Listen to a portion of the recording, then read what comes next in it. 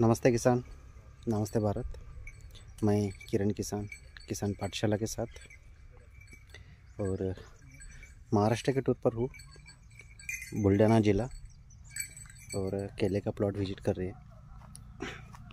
साथ में हमारे चैनल पार्टनर है, क्रॉप डॉक्टर है, जो केला खेती सीख रहे हैं और सिखा रहे हैं।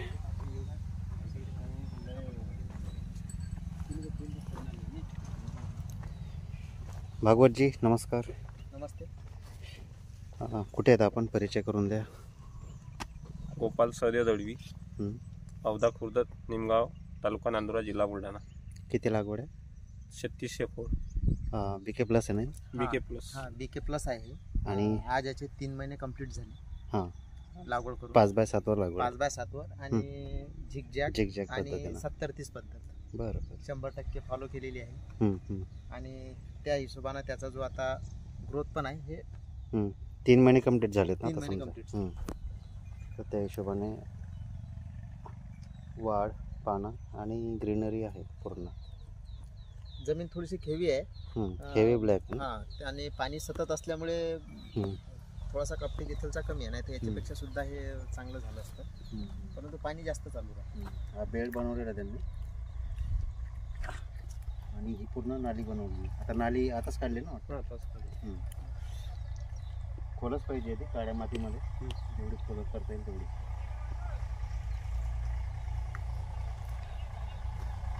बाकी खतांचं वगैरे ते शेड्यूलनुसार चालू आहे? शेड्यूलनुसार पूर्ण चालू आहे, जसं शेड्यूल आहे त्या हिशोबाने ड्रिंकिंग, खतं सगळं ते त्याच्या हिशोबाने। आता ही जी तुमच्या याच्यामध्ये लहान झाडं जी आहेत ना, आता याची लहान झाडं समजा पावसाळा कंटिन्यू चालू असेल त्याच्यामुळे ग्रोथ नाही पकडली। कारण काय की जमीन एकदम कडक होऊन गेली।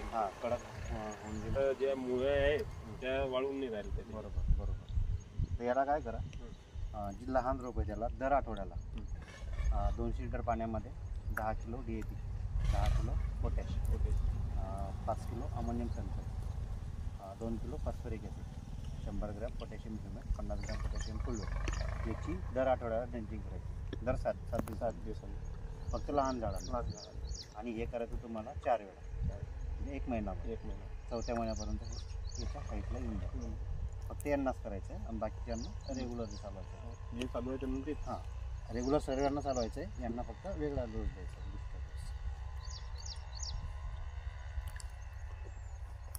याच्यात CME वगैरे होतं? CMEचे काही झाड दिसते का तुम्हाला?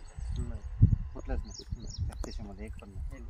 बी किसानचं हे वैशिष्ट्य CME अजूनपर्यंत कुठल्याच प्लॉटला नाही, म्हणजे जे जळगाव, ब्रह्मपूर, रावेरमध्ये जे आहेत ना, आता बहुतेक प्लॉट CMEचे आलेले, तसं आपल्या बी किसानमध्ये नाही आहे, जवळपास नाही। जेवढे आपल्या इकडचे जेवढे बी प्लॉट आहेत, असं एकही शेतकरी आतापर्यंत आपल्याला म्हटलं नाही की CMEची झाडं दिसतात म्हणून किंवा लक्षणे दिसतात म्हणून, नाही, एक पण नाही।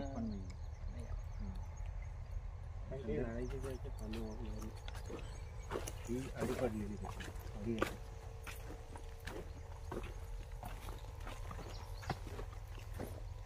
पॉज करून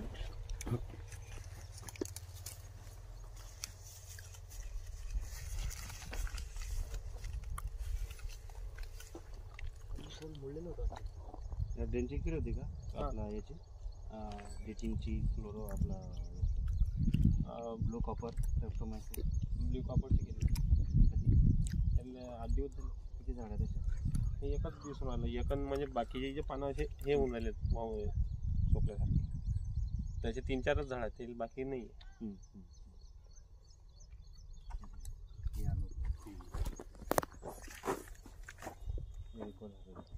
आता नवीन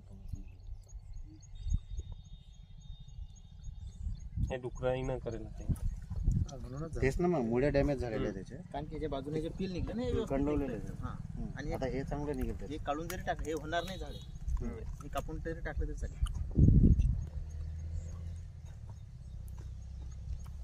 हा एवढा प्लॉट जरा पाणी जमा झालं होतं का इथे?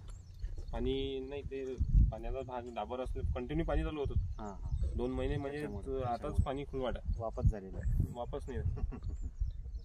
मका पण लावला याच्यामध्ये आता 2 झाडाच्या मध्ये मका की जेणेकरून कचरा मल्चिंगसाठी ते कामात हे फक्त बुस्टर डोसचं करा लहान रोपांना. बाकी पुढच्या महिन्यात सगळा बा एक सारखा दिसेल तुम्हाला.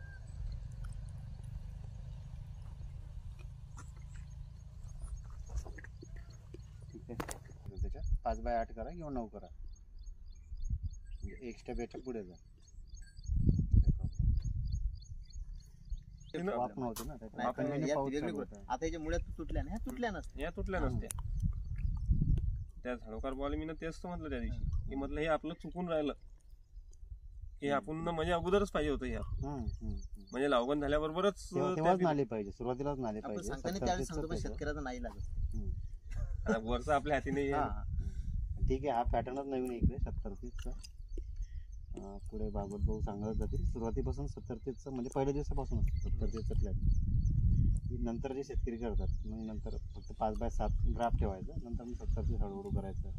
नंतर मग थोड्या वेळा दिवसांनी ड्रीप लावायची, काही दिवसांनी नाली करायची. तेवढं सिस्टम ते चुकत जातं. त्याच्यामुळे आता जो नवीन प्लॉट लावणार तुम्ही पहिल्या दिवसापासून 70-30 चा करायचं. 70-30